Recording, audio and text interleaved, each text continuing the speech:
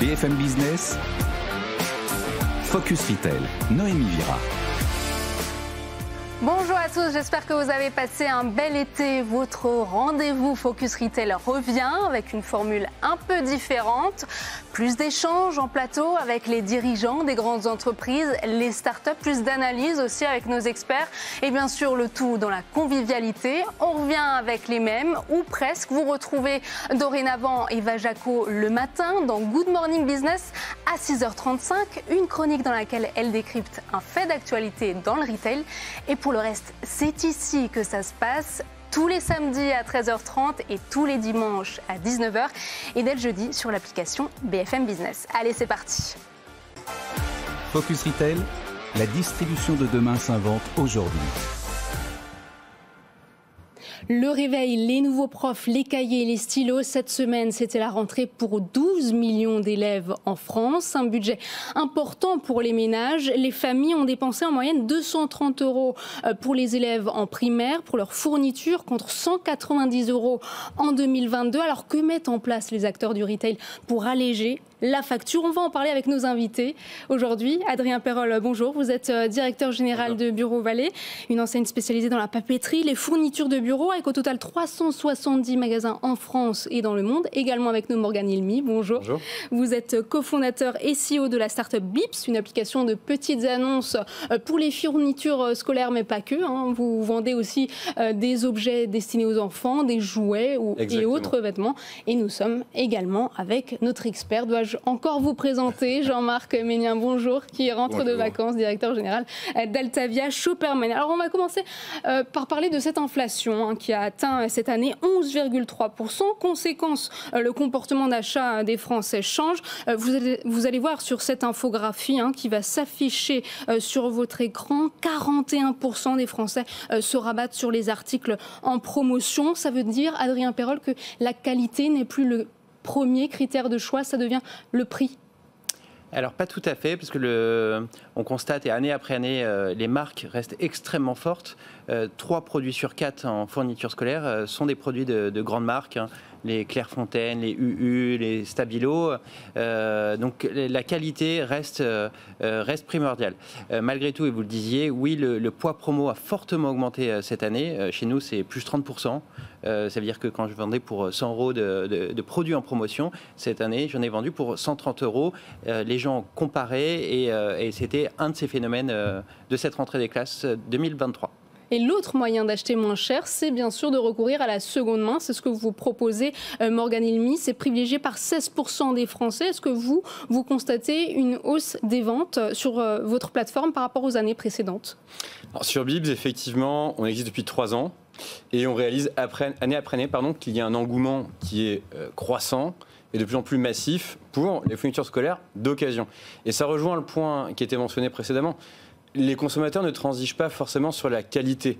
Et la seconde main, c'est un moyen justement de conjuguer la qualité et le prix. C'est ce qu'on constate sur Bips, avec effectivement des ventes, en ce qui nous concerne, sur notre plateforme, qui sont multipliées par 4 par rapport à l'an dernier sur cette catégorie. Et ce que vous dites, c'est qu'on peut acheter de seconde main, mais en même temps de qualité. Tout à fait. Déjà parce qu'il y a énormément d'industriels, de marques, qui font des efforts pour que leurs produits soient durables. C'est vrai sur des catégories à la fois iconiques et chères de la rentrée, comme les cartables, les calculatrices, par exemple, qui peuvent durer parfois des années et qui coûtent cher. Parfois, on reprend celle de ses parents même. Exactement, parce que les modèles ne varient pas trop d'une année sur l'autre, on va dire. Mais c'est vrai aussi parce que finalement, à la rentrée, on va répondre à un besoin. Mon enfant a besoin d'un cartable, a besoin de fournitures, mais aussi à des envies. C'est un moment de l'année où on a souvent envie de faire plaisir à ses enfants et s'orienter vers certaines marques ou certaines licences qui vont répondre à cette envie, mais qui coûtent cher. Et donc la seconde main, ça permet d'aller chercher cette qualité-là et également un prix compatible avec le pouvoir d'achat des familles. Adrien Perrol, Morgane Hilmy vient de le dire, on reprend les vieilles calculatrices, pas question de faire des dépenses inutiles, on reprend les trousses, les sacs à dos, on raye donc ces articles sur la liste des fournitures. Y a-t-il une ampleur, constate-t-on une ampleur justement pour ce phénomène de liste rayée? Alors c'est difficile de le mesurer, mais ce que je donnais comme un phénomène les années précédentes où on constatait que quelques parents avaient des listes rayées quand ils venaient dans nos magasins ou dans leurs achats via le site internet, cette année, c'est la majorité de nos clients qui arrivent avec la liste scolaire rayée. Donc, ils ont fait l'inventaire en amont et ils n'achètent que le juste nécessaire. Et pour revenir sur les produits d'occasion, nous on le fait depuis quelques années sur les calculatrices, et vous le citiez, c'est exactement les mêmes calculatrices depuis des années, que ce soit la calculatrice graphique lycée ou la collège. J'ai eu la même, nos enfants ont la même et mes parents ont eu la même. Et ben, tant mieux, nous on la rachète et on la revend d'occasion, on remet des piles et hop, c'est reparti. On fait ça sur les sacs à dos et on en échangeait juste avant ensemble. Parfois on a des sacs à dos qui sont quasi neufs, on le remet, moins 50% par rapport au prix du neuf et tout le monde est content. À part la calculatrice, y a-t-il d'autres gammes de produits qui ont fait peu de ventes cette année? Sac à dos, calculatrice. En occasion, en pure occasion, c'est les 3 grandes gammes de produits et on réfléchit actuellement sur les stylos. Parce qu'on a tous une boîte à chaussures remplie de stylos à la maison oui, ça, qui sont encore utilisés. Voilà, tout le monde se reconnaît donc pour que ça soit réutilisé. Jean-Marc, on le voit, hein, le mois de septembre, c'est souvent une période compliquée pour les ménages, entre les dépenses de vacances, aussi l'éventuel solde d'impôt sur les revenus, bientôt la taxe foncière pour les propriétaires. C'est votre focus, Jean-Marc. Cette année, mois de septembre, comme vous le dites, bien entendu, on est tous angoissés, stressés, avec enfants, sans enfants. La rentrée, c'est symboliquement un des grands temps forts, et je crois même que c'est le plus grand temps fort de l'année de consommation, on va dire. Alors cette année, ça risque de rester un petit peu dans les annales. Alors comme vous le disiez, il y a des a priori qui sont restés, comme avant le tiers provisionnel et autres. Ça s'est un peu adouci, on va dire, avec l'arrivée du relevé à la source, mais ça reste néanmoins un mois très difficile. Et pour 36% des Français, source CTLM, c'est le mois le plus difficile et le plus handicapant sur son budget. Moi, personnellement, j'aurais plutôt pensé au mois de Noël, mais non, il y a peut-être le phénomène des primes ou des 13e mois qui jouent, mais en tout cas, le mois de septembre est vraiment le mois auquel les banquiers doivent recevoir le plus d'appels téléphoniques. Alors, ce qui est intéressant, c'est qu'on voit quand même que même les enfants commencent à être éduqués sur le recyclage, sur la seconde main et autres, et peuvent comprendre que cette année, j'aurai pas un Batman, ou alors j'accepte d'avoir celui du grand frère, hein, le fameux grand frère qui repasse et donc ça passe, ou alors de passer effectivement par des sites de seconde main. Je crois que, comme on le dit souvent ici, les foyers ont appris leur propre économie circulaire et bien entendu, au moment de la rentrée, c'est très important. Et pour faire face à ces dépenses, il y a le versement de l'allocation de rentrée scolaire chaque année. Elle a été versée cette année le 16 août. Alors, la facture des fournitures scolaires a-t-elle augmenté entre juillet et le moment où les familles perçoivent cette allocation? Décryptage tout de suite avec le Cartable BFM TV. Nous sommes retournés dans le magasin où nous étions allés au mois de juillet pour voir si les prix des fournitures scolaires ont augmenté. Et au final, plus de la moitié des articles achetés en juillet sont en hausse. 6 centimes de plus pour les pochettes plastiques. 28 centimes de plus. Plus 14 centimes. Plus 15 centimes là aussi. 10 centimes de plus pour le petit cahier. Là, il faut compter 1,27 € de plus. Un coût encore plus important si on choisit les marques nationales. C'est 20 centimes de plus. 41 centimes de plus. On n'a plus du tout de choix dans les agendas. La dernière fois, on en avait pris un de marque distributeur à 1,90 €. Celui-ci est en promotion, 4,55 € au lieu de 6,50 €, beaucoup plus élevé donc qu'au mois de juillet, mais encore une fois, on n'a pas le choix. Adrien Perrol, est-ce que vous trouvez ça normal que les prix aient augmenté entre juillet et août ?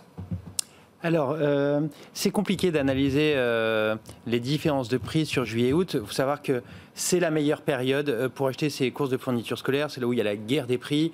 De notre côté, on tire à vue par promo interposée. On a des opérations commerciales extrêmement fortes face à d'autres aussi très forts.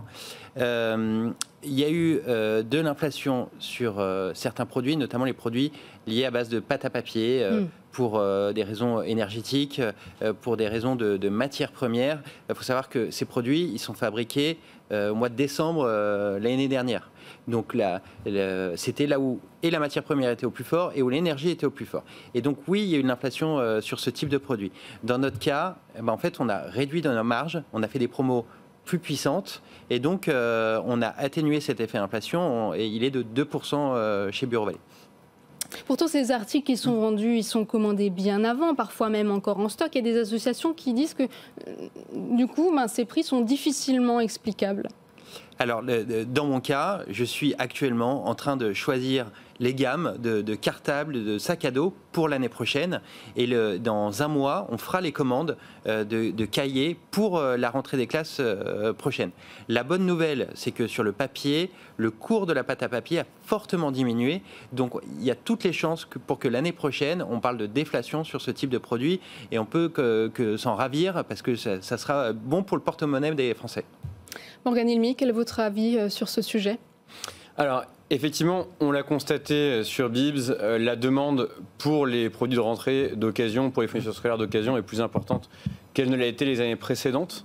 Nous, on ne constate pas d'inflation sur les ventes de produits de seconde main. Concrètement, le panier moyen de Bibs est le même qu'il y a un an et sur ces catégories, le même qu'il y a un an. C'est assez logique. Les effets d'inflation se reportent plus tardivement sur des produits de seconde main qui datent d'il y a quelques mois, parfois même d'il y a quelques années. Et donc ça explique aussi pourquoi on est actuellement dans une phase où il y a un écart manifeste entre les prix du neuf et les prix de l'occasion, et donc un report de plus en plus massif des familles vers ce mode de consommation. Et justement, les Français estiment qu'il leur manque 490 € par mois pour être à l'aise financièrement. C'est votre chiffre de la semaine. Et oui, d'après le baromètre CSA Research Cofidis, c'est 490 € en général qui manquent à la fin du mois, de tous les mois, et bien entendu particulièrement sensible, on va dire, au mois de septembre. C'est 23 € de plus que l'année dernière, et c'est quand même un record depuis 2014. Donc il y a bien une réalité, on l'a vu, qu'elle soit expliquée par divers facteurs, mais en tout cas la dure réalité, c'est que pendant ce mois de toutes les dépenses, on souffre. Ce qui est intéressant aussi, c'est de voir que le phénomène de la fin de mois avance de plus en plus tôt dans le mois des personnes. Et donc maintenant, on sait que pour 32% des foyers, c'est avant pendant ou le 15 du mois qu'on commence déjà à être très vigilant sur les prix. Et si on remonte avant le 20 de chaque mois, c'est 46% des Français qui font très attention à ce qu'ils achètent. Donc ça explique ce chiffre de 490, ça explique cette contrainte qu'ils ont, parce que n'importe comment, il faut acheter pour la rentrée des classes pour ses enfants. Voyons dans un mois comment tout ça se traduira dans les foyers. Adrien Perrol, pour protéger le pouvoir d'achat de ces familles, vous avez lancé plusieurs opérations commerciales. Alors, entre les opérations 100% gratuites et prix coûtant, vous y gagnez encore quelque chose ? Alors, merci de le rappeler, on ne peut pas faire moins cher que gratuit. Nous, on a 2 grosses opérations qu'on reproduit depuis 5-6 ans, 100% remboursées, c'est un succès fou. On est tous, en fait, on arrête de dormir la veille de cette opération, il y a du monde à l'entrée des magasins, c'est la fête dans nos magasins, mais bon, c'est beaucoup de préparation. Et vous le rappeliez, oui, on était à prix coûtant sur quasi 200 fournitures scolaires. Non, sur ces opérations-là, on est à la planche. Clairement, on est à la planche, hein. C'est zéro, même moins que la planche, et ça donne des débats d'ailleurs avec mes amis de la répression des fraudes. Je m'en arrêterai là sur le sujet. Mais comment vous vous en sortez alors pour pérenniser votre commerce ? Alors, on est sur BFM Business. Les promotions, c'est un îlot de perte dans un océan de profit. Bien évidemment, il y a des produits sur lesquels on marge plus, mais cette année, au global, oui, on a tiré sur les marges. L'objectif, moi, c'est que mes clients soient le plus heureux possible et que j'en ai le plus possible. Donc oui, ça a été serré pour nous cette année. Morgane Hilmy, vous revendiquez 2 millions de bonnes affaires sur votre site avec des prix allant jusqu'à 80% moins chers par rapport au magasin. Comment vous faites pour proposer cette offre ? Alors comment on fait pour proposer cette offre ? En fait, justement, nous, concrètement, on n'y est pour rien dans l'existence de cette offre. Cette offre, elle existe. Elle est dans les placards des familles, elle est dans les placards des gens. Et le rôle qu'on joue, c'est justement de la remettre en circulation, cette offre. Parce que énormément de familles ont dans leur placard, dans leur tiroir, des affaires qui sont en très bon état, parfois même neuves. 20% du catalogue de Bibs, ce sont des produits neufs qui n'ont jamais été utilisés. Cette offre, elle existe. En revanche, il faut la remettre en circulation. Ça permet à la fois aux personnes qui ont cette offre chez elles de tout simplement se construire un complément de revenu. En moyenne, une personne qui vend sur Bibs gagne près de 50 € sur le mois, ce qui est extrêmement conséquent par rapport effectivement au budget des familles.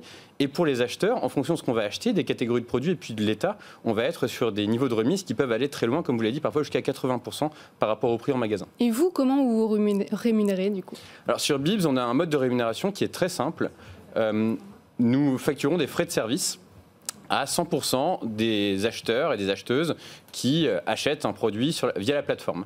Ça permet tout simplement de financer nos frais de fonctionnement, notre service client qui est basé en France, dans nos locaux, disponible 7 jours sur 7, mais également le développement en continu de fonctionnalités et de services qui vont aider les familles à acheter moins cher ou à vendre plus rapidement. Parlons justement de seconde main. J'aimerais qu'on aborde plus longuement ce sujet. Cette rentrée, c'est un vrai succès pour les acteurs qui sont spécialisés dans l'occasion, comme Vinted ou encore Le Bon Coin. Regardez l'infographie qui va s'afficher, plus 56% de recherche pour le mot-clé fourniture scolaire sur Le Bon Coin, 48% pour le mot cartable. Vous constatez une hausse des fréquentations sur votre plateforme, Morgane Hilmy? Alors, on a vu effectivement depuis l'été 2021, qui a été notre premier été, notre première rentrée scolaire, une hausse progressive de l'intérêt des recherches en fait, pour des produits de rentrée d'occasion. Ça commence en général, il y a un petit frémissement en juin-juillet, ça s'accélère très très fortement en août et dès qu'on approche de la rentrée, effectivement, là on est sur des niveaux de pic qui sont très importants. Comme je le disais tout à l'heure, on a des ventes qui, en 2023, sur les fournitures scolaires, ont quintuplé par rapport à 2022. Mais sur certaines catégories, c'est encore plus important. On est sur des multiples de x8, x9 par rapport à l'an dernier, sur les produits les plus chers, comme par exemple les calculatrices ou les cartables. Donc il y a une demande qui effectivement est massive, des volumes de recherche qui sont massifs, mais aussi un niveau d'éducation et de sensibilité des familles qui évoluent avec le temps, puisque de plus en plus de familles mettent en vente et remettent en circulation ces produits qui peuvent servir à d'autres enfants. Donc les cartables, les calculatrices, c'est les produits parmi les plus plébiscités. J'ai vu que vous proposez même des produits neufs aussi. Oui, alors effectivement, les utilisateurs de Bibs ont des produits neufs qui restent à la maison dans les placards. C'est environ 20% du catalogue. Et puis, il y a des usages intelligents qui se créent d'eux-mêmes. Par exemple, une des catégories également phares sur Bibs cette année, ce sont les lots de fournitures. Parce qu'en fait, il y a beaucoup de familles qui ont 3 stylos, 2 cahiers, un classeur, quelques feuilles qui traînent et qui en fait vont les mettre en lot.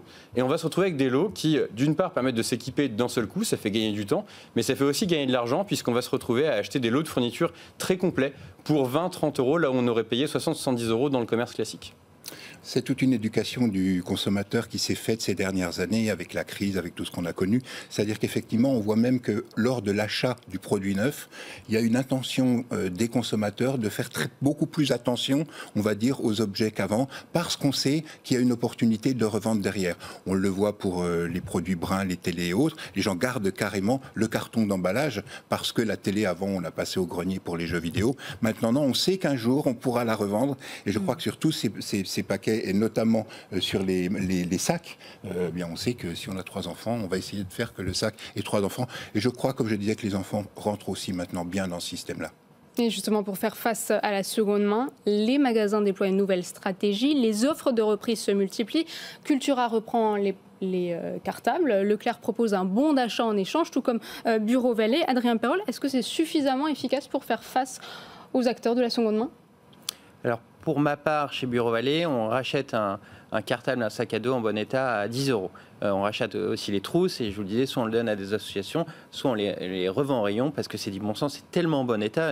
On le remet sur la broche et hop, c'est vendu à moins 50% versus le neuf, dont les licences, les marques les plus connues. Et cette année, le rachat cartable, donc le nombre de cartables et de sacs à dos que j'ai repris, a été multiplié par 3. C'est gigantesque parce que nous, ça fait 10 ans qu'on le fait, le rachat cartable. Quand vous faites x3 sur un lourd historique, c'est que cette année, c'était compliqué pour le pouvoir d'achat des Français. Et puis la prise de conscience qu'on rappelait tous ensemble, et mon fils passe au collège, il veut changer de cartable. C'est plus Batman, il a changé de héros, ça devient Spider-Man. Hop, je le ramène chez Bureau Vallée. Ça fait 10 euros en moins, en cash ou en bon d'achat. En général, j'ai des fournitures scolaires à acheter. Et c'était quelque chose qui a très très bien fonctionné. Alors depuis cette année, vous proposez dans la plupart de vos magasins un rayon dédié à la seconde main, aussi aux calculatrices reconditionnées. C'est une phase test, ça ? Est-ce que vous allez élargir cette offre ? Pas du tout. C'est pas du tout une phase test. Les calculatrices, ça doit faire 10 ans qu'on le fait, au moins. Et le tout, alors autant sur les cartables, on cartonne, autant sur les calculatrices, on n'en a pas assez, parce que vraiment, dans la minute où j'ai une calculatrice d'occasion, la calculatrice collège et la lycée, c'est les mêmes depuis 30 ans, où je ne sais plus quel âge elles ont, c'est revendu tout de suite. Parce que oui, 2 plus 2 égale à 4, et il n'y a pas de phénomène de mode sur ce type de calculatrice, et tout le monde est content. Donc ramenez-moi vos calculatrices, ça fera des enfants heureux. Et Morgane Hilmy, je vous retourne la même question. Vous, est-ce que vous pensez élargir l'offre, votre offre qui est aujourd'hui essentiellement dédié aux enfants? Alors, l'objectif de Bibs, c'est d'adresser un problème à la base, qui est que dans ce moment important de la vie où on a un enfant, eh bien, on a d'une part un budget qui est fortement impacté, et d'autre part, on rentre dans un mode de consommation qui n'est pas très efficient, avec des produits qui souvent sont construits pour durer, mais qu'on n'utilise pas pendant très longtemps. C'est l'essentiel du problème sur lequel on se concentre. En revanche, effectivement, on se concentre sur le fait de démocratiser, évangéliser, étendre l'usage de la seconde main à un maximum de catégories. On a longtemps associé seconde main à textile, alors qu'en fait, ça va beaucoup plus loin. Et aujourd'hui, en fait, le textile sur Bibs, c'est seulement 20% de nos ventes. Et on est très content, justement, de démocratiser cet usage aux jouets, aux fournitures scolaires, à la puériculture, à un certain nombre de produits, finalement, dont les enfants ont envie ou besoin, qui coûtent cher aussi, qui pèsent lourd dans le pouvoir d'achat, et sur lesquels les placards, effectivement, débordent d'offres disponibles à être mises en circulation. Et on n'en parle pas aujourd'hui parce que c'est dans le sujet, mais hors sujet, c'est tous les vêtements, tout l'habillement. Et là aussi, il y a quand même des sacrés efforts qui sont faits par les Français pour inciter les enfants à reporter les mêmes habits que ses frères. Et donc, clairement, on est vraiment... Et si on regarde les livres scolaires, ça a toujours été aussi un marché de seconde main. Donc, ce sont des habitudes qui sont en train de s'ancrer profondément. Dans les différents chiffres que vous donnez, qui sont issus des associations de familles, Familles de France, CSF, ils incluent le prix des vêtements dans ce gros panier de 220 € pour les élémentaires. Je rappelle juste que les fournitures scolaires, c'est que 10% du montant global des dépenses de rentrée des classes. Ouais. J'avais fait l'exercice il y a quelques jours. Mais ça prend aussi en compte le matériel sportif. Oui, pour un élève de CP avec de la marque, du stock, chez Bureau Vallée, c'était entre 25 et 30 € le ticket de caisse à la fin, avec une liste scolaire complète. Or, plus aucun parent aujourd'hui n'achète tout parce qu'ils en ont dans les placards, et c'est en effet un peu plus cher pour le collège parce qu'il y a la calculatrice, et là on tourne autour des 70 €. Alors depuis 2009, j'aimerais qu'on parle un peu de développement durable avec vous, Adrien Perrol. La totalité des 30 000 références que vous vendez sont classées de A à E en fonction de leur performance environnementale mais aussi sociétale. Finalement, est-ce que cette démarche ne vous a pas pénalisé par rapport à d'autres enseignes qui proposent des premiers prix et parfois au détriment de l'impact environnemental ? Surtout dans ce contexte inflationniste que nous vivons. Écoutez, non, ça a été parfois un combat avec certains fabricants de répondre aux différents questionnaires, et on a eu jusqu'à des déréférencements de certains fabricants et certains produits. Tu veux pas me le noter, ça fait 2 ans que je te relance, hop, on arrête tout, et bizarrement, dans la journée, coup de fil, c'est bon, ça sera fait la semaine prochaine. On était précurseurs dans le domaine, et le bilan après 15 ans sur ce sujet-là, c'est que c'était difficilement compris par nos clients. On n'est pas sur un Nutri-Score où on va l'avaler, on va le manger, et donc c'est hyper important. Donc en fait, on l'a adapté là, récemment.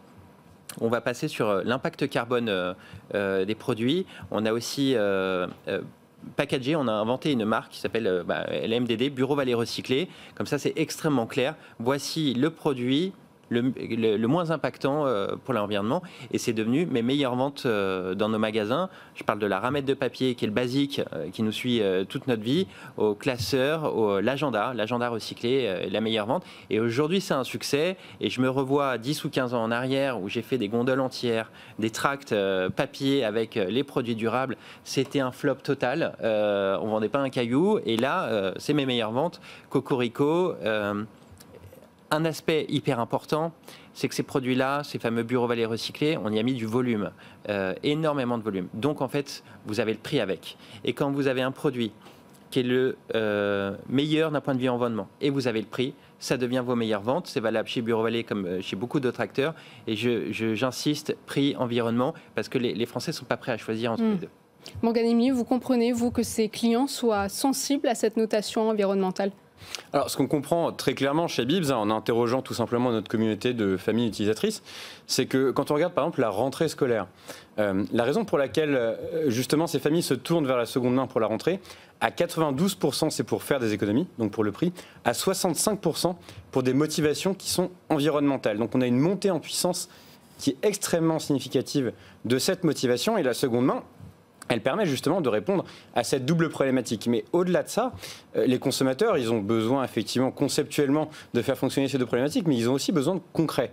Et donc ce qu'on apporte typiquement, et on est relativement précurseur sur le sujet chez Bibs, c'est une estimation de l'empreinte carbone de votre achat de seconde main sur Bibs et comment il se compare à l'empreinte carbone de votre achat neuf dans un circuit classique. Et on se rend compte qu'effectivement, c'est une économie d'émissions de gaz à effet de serre de l'ordre de 80-90%. C'est pas zéro, c'est très important, on insiste là-dessus, c'est pas zéro. Vous avez des émissions qui sont liées à la livraison ou au fonctionnement de la plateforme, au serveur. C'est pas zéro, mais c'est tout de même une réduction qui est extrêmement significative, qui permet de satisfaire cette motivation, cet enjeu qui est on ne peut plus important aujourd'hui. Le mot de la fin, Jean-Marc ? Comme je disais, cette année, mois de septembre, à la fois il est très douloureux, mais je dirais qu'il est riche en enseignements et que les foyers doivent forcément adopter des raisonnements et il y a de nouvelles habitudes qui sont en train de venir, tant sur une meilleure valeur d'usage. On parle toujours d'économie, non, c'est la valeur d'usage et vous en avez illustré parfaitement aujourd'hui les vraies motivations des Français et c'est encourageant. C'est encourageant. Merci à tous les trois d'avoir participé à cette première émission donc, sur le thème de la rentrée scolaire. La semaine prochaine, nous recevrons le président d'Intermarché, Thierry Cotillard. Je vous retrouve la semaine prochaine, toujours avec nos experts et nos invités en plateau. Focus Retail, la distribution de demain s'invente aujourd'hui.